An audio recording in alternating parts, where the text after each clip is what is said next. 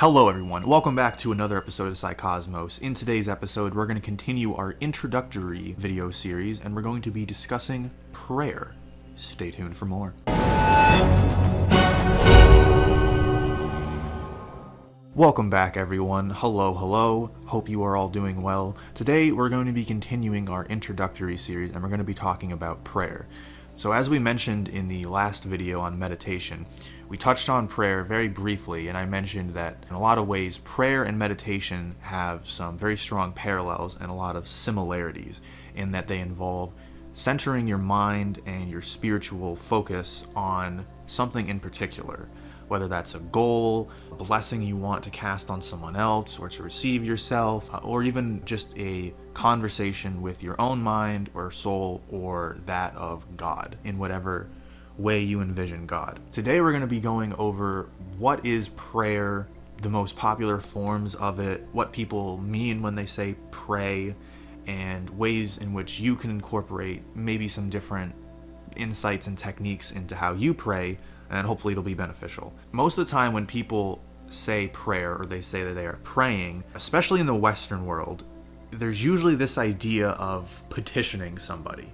There's usually some form of entity, the universe, God, an angel, something like that. Something that you have a relationship with but is outside of yourself. And you ask this something for something, a blessing, a job, to help out a loved one, good energy towards someone who's sick or injured or going through a hard time, something like that. And that's great. The thing is, though, I think there's a limitation and at least one major problem with that sort of prayer, and that's that it's the act of feeling like you're petitioning somebody for something, right? Because even in just a mainstream Christianity, this would be the best example. Typically, when mainstream Christians talk about prayer and the way they pray, even if they don't explicitly say it, there's always this tone and this feeling of going into essentially a court, a celestial court, and I mean court in the sense of like a royal court, and you go before the King of the universe, God, and you kneel before him and you petition him. And I'm not trying to come at anybody for that vision or interpretation of God or how you pray. I'm just gently pointing out that maybe there are some limitations with that, and maybe that's why some people have some very real questions about what is prayer, why does it seem to not work, why does it seem that maybe I feel as though God's not answering or not listening to my prayers. And I'm saying that maybe what I'm about to say might give you a little bit of insight or shed some light onto why that may be. And it's that mainly I think the real purpose of prayer is to do what you do in meditation, but instead of having an insight or a moment with yourself, whether it's your mind or your feelings or your soul, you have a moment of connection with God. And I think that's difficult to do when you're envisioning God or the universe is something that's outside of yourself, that you're petitioning, that you're going into the court of to ask for something, because it's a lot harder to make and maintain and feel a genuine connection with something if you're constantly reminding yourself and drawing a line, even subconsciously, between this thing, the universe, God, the source, and yourself, to say there is God and then there is me, when in reality I think a more powerful way to pray, and something that you might want to try, is really thinking about and reflecting on what it means when we say and when others say that we are all God and that you have a piece of God in you, and you really do, and I mean that. And there's a lot of responsibility that goes along with that, but there's a lot of beauty and joy to that too. And when you tap into that, and when you realize that you have that inside of you, that everyone has that inside of them, I think just being in that state and that vibration and that range of emotion and feeling, that is much more powerful and goes a much longer way in terms of what you're asking the universe for, or in terms of what you want to happen in the world. And maybe another thing to do too is not just focus on the connection internally between you and God, and realizing that you don't just have a thread between you and the source, but that it's in you, very much, really, truly in you. The spark and the breath of God is within you, and it's within everybody. Use that knowledge and that reflection and that insight internally to maybe try thinking about prayer in a different way, as not just asking for things, but envisioning them, imagining them happening, putting out your thoughts and your energy towards the things that you want to happen, and then being that change in the world. And we sort of talked about this a little bit with meditation, and we've talked about it in a bunch of our other videos, where ideally you don't want to envision yourself at the first stage of achieving your goal, whatever it is. In the last video, we used the example of getting a job. So in this one, we could say you're trying to get back out there, and you wanna find the right partner, right? You wanna fall in love. Maybe instead of envisioning yourself on a successful date, right? Envision yourself months into a relationship with the type of person that you would want to be with.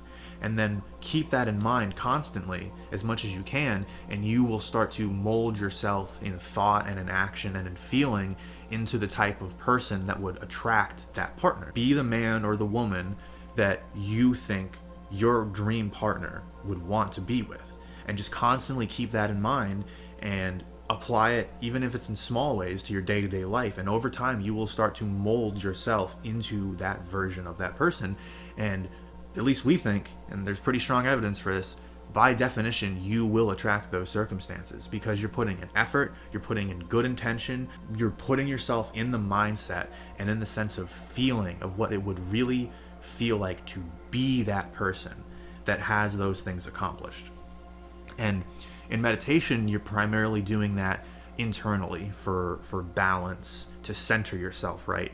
But for prayer, maybe the focus is a little different, and it's about putting your energy out into the universe towards people and things that you want to, instead of purely sending it as a petition to one centralized figure or deity.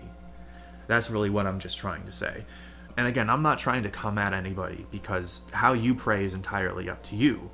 It's just that I think even what Jesus said about prayer, where he was specifically asked, "Teacher, how do we pray?" And he said, "I'll tell you exactly how you pray. This is what you do. You go into your room, you close the door," and then he recited for them what's commonly known as the Lord's Prayer. And you don't have to say the Lord's Prayer. I'm not saying you have to be Christian, but just that simple thing where he said, "I'll tell you how to pray. Go into your room, close the door, and just do it. Talk to God." Is like, that is really, really powerful across any tradition or any specific technique that you know of or you want to use, because it's genuine. And that's really what I'm getting at, is there's a lot of preconceptions, I think, especially in the Western world, and a lot of it comes from the Christian tradition, unfortunately, even though it's not really what Jesus even intended. But the point is that there's a lot of focus and misconceptions and ideas about how I have to pray and about what I should be praying for. And because of that, I think it's not that you're being bad or that you don't care, but it's like, if you say prayers and your prayers are like, "Please save everyone in the world and like cure cancer," that's not a bad thing to pray for at all. And I don't think that God's gonna have any sort of negative feelings about you praying for that. But my point is that when you do that, I think a lot of people do it because they feel a pressure that that's what they should be praying for. And if they pray for something that's more personal or personable to their situation, they're being selfish, or they're not using prayer or God's energy for the right thing. And I don't think that's true at all. I think we have to think a little smaller, and we have to be genuine. I think that's the most powerful thing for prayer, is for you to let down your defenses and your preconceptions, and to just say openly to yourself and the connection and the spark of God within you what it is you want, what you want to see of yourself and of the people around you and of the people in the world. And to try to keep that in line with, I guess, what we would consider, higher ideals. Being the best version of yourself, spreading love and compassion, helping people be lights onto themselves that then light up everybody else. We're not trying to tell you you have to do that, because everybody's got free will and they're going to do what they want to do. We'd love if you did. We're totally going to encourage everyone to do that. But the point is that when you are genuine and when you really ask and answer to yourself and to God what it is you want and what it is you want to pray for, I think it's much more powerful, because you're being truthful with yourself and you're being genuine. And to be honest, a lot of you guys, I think, don't want to do that because you might be scared about, you think it's being selfish or whatever. But I promise you, there is some stuff deep down inside of you that is much more selfless and beautiful than you're probably giving yourself credit for. I would be willing to bet. And I feel pretty strongly about that. I guess what I'm really trying to say is, the next time you pray, think of it as a genuine dialogue between you, who you think you are, your worldly version of yourself, and the spark of God within you. Not even your thread to God, but the actual piece of God that you have within you in your soul. And think about what that conversation looks like, what you would want to ask yourself, what you would want to tell yourself, what you would want to learn from yourself. And just keep that in mind and apply that to your day-to-day life and how you treat people and how you talk and how you act and what you guide your thoughts towards, and just keep it focused on that and the future and the person that you want to embody. And things will naturally tend to fall into place. If you do that, you keep a positive attitude, and if you put in effort, you will attract energy, people, and circumstances to you that will put you on that path. And that's what real manifestation and prayer is to me, and to a lot of people that we've learned from and that we've had the privilege of seeing this work in action. And that's really what we want to do and spread to everyone when we talk about prayer and meditation. One of the major things that I want to touch on that Rich had mentioned was that aspect of being genuine. It plays into intentions. If your intentions are not properly aligned, then prayer and meditation are effectively worthless. They don't work. And this is why you have atheists who will make fun of people who pray or meditate, because they'll claim it doesn't do anything for them. Mainly, what are your intentions? Are you doing this because you want to be aligned with cosmic spiritual energy and you want to use that to get rich and famous and hot? Because there are some people who really just want to do that. When you get involved with these practices, your ego sheds away and you realize what's really important. Prayer is essentially giving energy back to source. Meditation is essentially sending that source energy into yourself. And it's a weird balance. They both incorporate both aspects, but one leans more towards one way and the other leads more towards the other way. When you're praying, you're giving back energy to source. And if you don't have the right intentions behind your prayers and you're saying, give me this, I need this, you're telling source that you're in a state of lacking, and source is going to deliver what you are back to you in a karmic sense. So you have to pray for what, basically, there is no praying for what you want. Your whole purpose of prayer is to give back. So you're giving out and sending out those loving vibrations back to source. And intention is the first important key. The second is gratitude. Everything about prayer essentially boils down to gratitude with intention.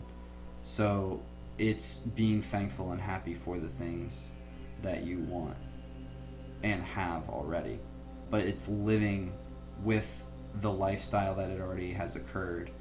And when you do pray, like Rich said, and you're in that moment, let's say you want a relationship, well, then you have to pray with the intentions of already being in a loving relationship and what the emotions behind that are. What are you really praying for? You're not praying for a significant other. You're praying for internal peace. That's really what you think a significant other might give you that. But where are your intentions? What do you actually want? You have to start getting down to the root cause, and then you have to pray with the intention of that, whatever that is. And it's a difficult thing to conceptualize for yourself. It's easy to understand when I say it, but it's harder to get it pinpointed to yourself. So it's something that is within you. You have to put your heart into it, and spiritually, you got to put your back into it. It's effort and intention, as Matt said. Those are the most important things. I hope this helped a little bit to at least give you guys some general insights into how prayer works, how we think of prayer, and ways you can incorporate different ideas and different techniques into how you pray. Basically, that's really what we want to try to have you guys get out of this, and we hope you did in some small way. And in future videos, we'll go into a little more specifics about specific prayers, even like the Lord's Prayer, and we can break it down and talk about the deeper symbolism and esoteric meanings of it. Maybe we'll go into some ceremonies that are used in different religious traditions and how those have deep esoteric roots and symbols and that sort of thing. Or, we'll even have some future videos about us actually praying. We can do that. Let us know, guys, what you want to see and how you pray. If there's any particular prayer that you have that you use a lot that's really powerful or meaningful to you, please share it to us and to everyone down below. And with that, I would like to end it with a humble prayer that I do pretty much every day, and usually try to say it for grace when we all eat together. So I'll leave you with that, and it is very simple and straightforward, and that's what I like about it. Dear God, thank you for the blessings I have received. Thank you for the blessings I have, and thank you for the blessings I may one day earn. So to everyone out there, God bless. Keep it simple, keep it genuine. We hope that this was helpful, and that we will get more comments and recommendations from you guys soon. And just thank you so much once again. We love you. Stay golden.